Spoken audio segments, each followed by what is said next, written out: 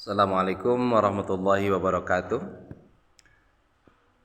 Bismillahirrahmanirrahim. Hadis an Ibni Mas'udin radhiyallahu an. Qala Rasulullah sallallahu alaihi wasallam, man qara'a harfan min kitabillahi falahu hasanatun wal hasanatu bi asyri amsalihha. Wala aqulu alif lam mim harfun, walakin alifun harfun, wa lamun harfun, wa mimun harfun.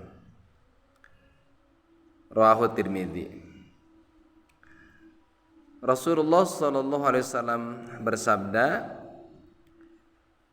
barang siapa yang membaca satu huruf dari kitab Al-Quran, maka baginya mendapatkan satu kebaikan.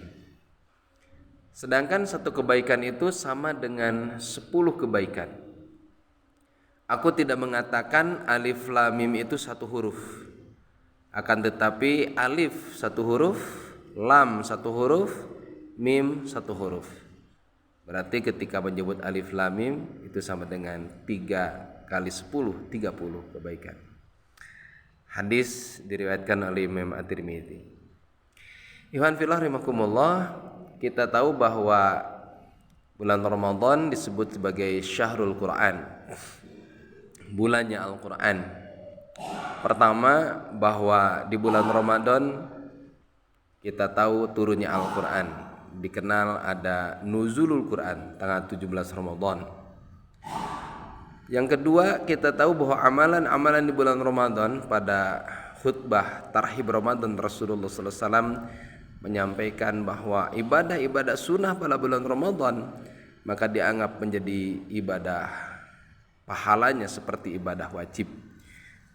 Kemudian ibadah-ibadah pada bulan Ramadan dilipat gandakan pahalanya sampai 40 kali lipat dari bulan-bulan yang lainnya.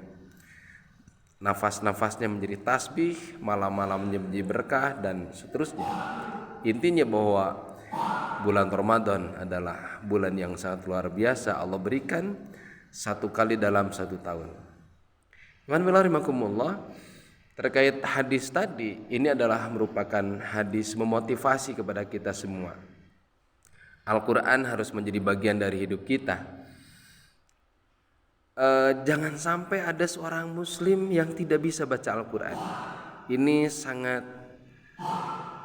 mengherankan. Sebaliknya, seorang muslim harus pandai membaca Al-Quran, memahami Al-Quran, dan tentu harus mengamalkan Al-Quran sebagai hudan, sebagai petunjuk, sehingga komitmen dengan Al-Quran. Iman billah rahimakumullah. Ada juga hadis Rasulullah yang menyampaikan bahwa Al-Quran itu pemimpin, harus jadikan imam. Man ja'ala al-Qur'ana amamahu qadahu ilal jannah, wa man ja'ala khalfahu saqahu ilan nar. Barang siapa yang menjadikan Al-Quran di depannya, di depan kita, maka Al-Quran akan membimbingnya, akan membawanya ke surga. Sedangkan barang siapa yang menyimpan dan meletakkan Al-Quran di belakangnya, maka Al-Quran akan mendorongnya ke dalam neraka. Apa maksud hadis ini? Hadis ini menyampaikan kepada kita tentang posisi kita dengan Al-Quran. Sejak diturunkannya Al-Quran pertama oleh Allah kepada Nabi Muhammad SAW sampai hari ini, bahkan sampai hari kiamat nanti, posisinya tetap, fungsinya tetap sebagai hudan linnas, petunjuk bagi manusia. Maka selama manusia mengikuti Al-Quran, apa kata Al-Quran kita ikuti, merah kata Al-Quran merah kita katakan, halal kata Al-Quran halal kita katakan, wajib kata Al-Quran ikuti, praktekkan dan taati, haram kata Al-Quran maka kita tinggalkan. Maka ketika semua itu kita lakukan sesuai dengan Al-Quran sebagai pola hidup kita, sebagai map kita, maka Al-Quran akan memberikan keselamatan dan keberkahan di dunia, terlebih juga di akhirat nanti Al-Quran jadi syafaat. Kemudian yang kedua, apabila Al-Quran sebaliknya disimpan di belakang kita, maksudnya bertolak belakang, kita membawa hawa nafsu, tidak terkoneksi lagi dengan Al-Quran, tidak peduli dengan hukum-hukum yang ada dalam Al-Quran, maka berarti kita sudah membuat jalan yang baru. Maka ketika saat itu terjadi, sama dengan kita sudah memisahkan diri dari Al-Quran. Kecelakaan, kebinasaan, dan kesengsaraan tentu sudah siap-siap akan kita rasakan di masa yang akan datang, baik di dunia ataupun di akhirat. Nauzubillah summa nauzubillah. Iwan fillah rahimakumullah, seorang muslim yang baik, sifat dan karakternya tentu tidak akan lepas dari Al-Quran. Rasulullah SAW ketika ditanya istrinya Siti Aisyah, bagaimana pribadi Rasulullah SAW, bagaimana akhlak Rasulullah SAW, Siti Aisyah mengatakan, kana khuluquhul Quran, akhlaknya adalah Al-Quran, perilakunya adalah Al-Quran, matanya adalah Quran, pandangannya, telinganya, pendengarannya, semua yang dibicarakannya seolah-olah Rasul itu adalah Quran yang berjalan. Sosok Rasul, sosok Al-Quran, keberadaan Islam adalah bagian yang tak bisa dipisahkan dalam diri kita sebagai seorang muslim. Tidak bisa lepas dari sebuah contoh suri tauladan, yaitu Rasulullah, dan sebuah kitab yang membimbing kita, yaitu Al-Quran.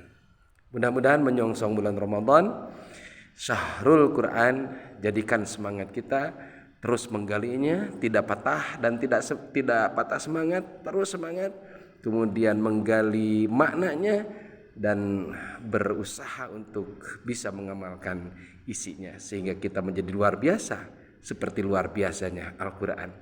Kita akan mendapatkan keberkahan seperti keberkahannya Al-Quran. Malam ketika diturunkan Al-Quran menjadi malam yang penuh dengan berkah, Lailatul Mubarakun. Tempat yang dijadikan turunnya Al-Quran menjadi tempat dengan penuh keberkahan. Nabi SAW yang mendapatkan Al-Quran maka menjadi orang yang penuh dengan keberkahan.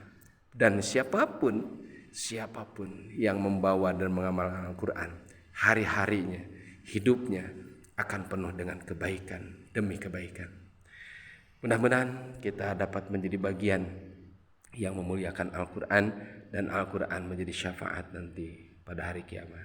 Terima kasih, semoga bermanfaat. Alhamdulillahirabbil alamin. Assalamualaikum warahmatullahi wabarakatuh.